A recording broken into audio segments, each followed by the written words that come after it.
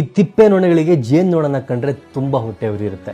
So ಅವೆಲ್ಲವೂ ಕೂಡ ಸೇರಿ ನೊಣಗಳ ರಾಜನ ಹತ್ರ ಹೋಗಿ ಹೇಳುತ್ತಂತೆ, ನಮಗೂ ಕೂಡ ರೆಕ್ಕೆ ಇದೆ, ನಾವು ಕೂಡ ಹಾರ್ತೀವಿ, ನಮ್ಮನ್ನ ಯಾಕೆ ತಿಪ್ಪೆ ನೊಣ ಅಂತ ಕರಿತೀರಾ, ನಮ್ಮನ್ನು ಕೂಡ ಜೇನು ನೊಣ ಅಂತಾನೆ ಕರಿಬೇಕು, ನಮಗೂ ಕೂಡ ರೆಸ್ಪೆಕ್ಟ್ ಕೊಡಬೇಕು ಅಂತ. ಆಗ ನೊಣಗಳ ರಾಜ ಒಂದಷ್ಟು ತಿಪ್ಪೆ ನೊಣಗಳನ್ನ, ಒಂದಷ್ಟು ಜೇನು ನೊಣಗಳನ್ನ ಕರೆದು ಹೇಳ್ತಾನಂತೆ, ನೀವು ಊರಿನ ತುಂಬಾ ಒಂದ್ಸಲಿ ಹಾರ್ಕೋ ಬನ್ನಿ, ಎಲ್ಲೆಲ್ಲಿ ಮಕರಂದ ತುಂಬಿರುವಂತ ಹೂವಿದೆ ಅಂತ ನೋಡ್ಕೊ ಬನ್ನಿ ಅಂತ. ಸರಿ ಅಂತ ಹೇಳಿ ಎಲ್ಲಾ ನೊಣಗಳು ಕೂಡ ಊರ್ ತುಂಬಾ ಹಾರಿ ಹೋಗ್ತಾವಂತೆ. ಆದ್ರೆ ತಿಪ್ಪೆ ನೊಣಗಳು 10 ನಿಮಿಷದಲ್ಲಿ ವಾಪಸ್ ಹಾರ್ಕೊ ಬಂದು ರಾಜನ ಹತ್ರ ಹೇಳ್ತಾವಂತೆ, ಆ ಕಾಡಿನಲ್ಲಿ ಒಂದಷ್ಟು ಫ್ರೆಶ್ ಆಗಿರೋ ಹೂವಿದೆ, ಆ ಗಾರ್ಡನ್ ನಲ್ಲೂ ಕೂಡ ಒಂದಷ್ಟು ಮಕರಂದ ತುಂಬಿರುವಂತ ಹೂವಿದೆ, ನೋಡಿದ್ರ ರಾಜ, ಆ ಜೇನು ನೊಣಗಳು ಬರೋದಕ್ಕಿಂತ ಮುಂಚೆನೆ ನಾವ್ ಎಲ್ಲೆಲ್ಲಿ ಫ್ರೆಶ್ ಆಗಿರೋ ಹೂವಿದೆ ಅಂತ ಹುಡ್ಕೋ ಬಂದಿದೀವಿ, ಸೊ ನಮ್ಮನ್ನ ನೀವು ಜೇನು ನೊಣಗಳು ಅಂತ ಇವತ್ತು ತೀರ್ಪು ಕೊಡ್ಬೇಕು ಅಂತ ಕೇಳ್ಕೊಂತಾವಂತೆ. ಆಗ ರಾಜ ನಗ್ನಗ್ತಾ ಹೇಳ್ತಾನಂತೆ, ಅವು ಜೇನು ನೊಣ ಕಂಡ್ರು, ಅದಕ್ಕೆ ಅವಕ್ಕೆ ಹೂ ಸಿಕ್ಕಿದ ತಕ್ಷಣ ಅವು ಮಕರಂದವನ್ನ ಅರಿಸಿ ಅಲ್ಲೇ ಕುತ್ಕೊಂಡಿದಾವೆ, ನೀವು ತಿಪ್ಪೆ ನೊಣಗಳು, ಅದಕ್ಕೆ ನಿಮ್ಗೆ ಫ್ರೆಶ್ ಆಗಿರೋ ಹೂ ಸಿಕ್ಕರೂ ಕೂಡ ಅವನ್ನ ಬಿಟ್ಟು ನನ್ನ ಹತ್ರ ಬಂದು ಸರ್ಟಿಫಿಕೇಟ್ ಕೇಳ್ತಿದ್ದೀರಾ ಅಂತ. ಎಷ್ಟು ಸತ್ಯ ಅಲ್ವಾ?